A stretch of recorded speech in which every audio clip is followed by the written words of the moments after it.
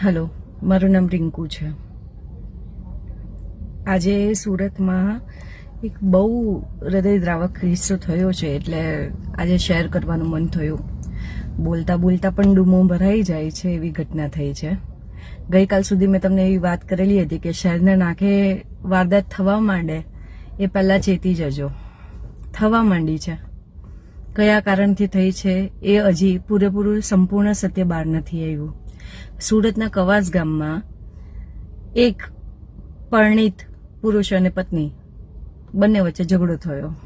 ઝઘડો કયા રીઝનને લીધે થયો છે એ હજી બહાર નથી આવ્યું. લેડીઝ જે હતી તે રીસામણે જતી રહી.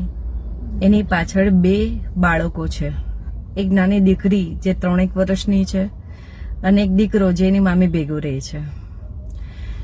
જેના પતિ સાથે ઝઘડો થયો છે એ પતિએ ગળે ટૂંપો ખાઈ લીધો અને અહીંયા અલવિદા કહી દીધું, બધાને અલવિદા કહી દીધું.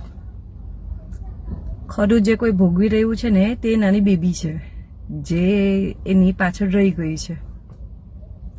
એ દીકરી સતત એવું પૂછપૂછ કરે છે કે મારા પપ્પા કામે ગયા છે ને. પોસ્ટમોર્ટમ રિપોર્ટ કરાવ્યો, એમાં જે બોડી ઘરે આવી તેને એની દીકરી ઓળખવાની ના પાડી દીધી કે આ મારા પપ્પા નથી. લેડીઝને શું થઈ ગયું છે? અચાનક લેડીઝ બધી આવા બિહેવ કેમ કરતી થઈ ગઈ છે?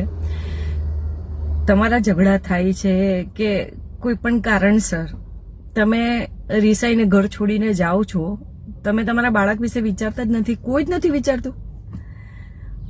જે હત્યાઓ થાય છે, સુસાઇડ થાય છે, એ બધા જ આ નાના નાના બચ્ચાઓ વિશે કોઈ વિચારતું જ નથી. તમે કોઈ લેગસી પણ મૂકીને નથી જતા, કોઈ પૈસા પણ એ લોકો માટે મૂકીને નથી જતા. કોના ભરોસે તમે પેદા કરેલા નાના નાના બાળકોને? એ દીકરી એની ફોઈને, એની માસીને, ઉપરથી જે છોકરો મર્યો છે તે છોકરો પણ નાનપણથી એની માસી ભેગો રહીને મોટો થયો છે. એના પણ મા બાપ નહોતા. હવે આ દીકરી કોના ભરોસે? પોલીસોએ પણ પ્રાથમિક તપાસ લઈને, નજીકના લોકોની તપાસ લઈને એ બાઈને જવા દીધી. કારણ કે મેટર જે કોઈ પણ હોય, ડિસિઝન લેવાઈ ગયા પછી નો શું મતલબ? બાળકનું શું? પોલીસે શું કર્યું, કેમ કર્યું, કોઈ વાતની ડિટેલ નથી. કવાસ ગામની ઘટના છે અને કયા કારણસર આવા ઝઘડા થાય છે. ઓવરઓલ દરેક લેડીઝ ગુસ્સો આવે છે તમને, કોઈ પણ કારણથી ગુસ્સો આવે છે. કોઈ પણ કદમ ઉઠાવો છો એના ઇફ એન્ડ બટ્સ પ્લીઝ વિચારો કે આને આગળ હું આવું પગલું ભરું તો શું થશે અને હું આ નથી કરતી તો શું થશે.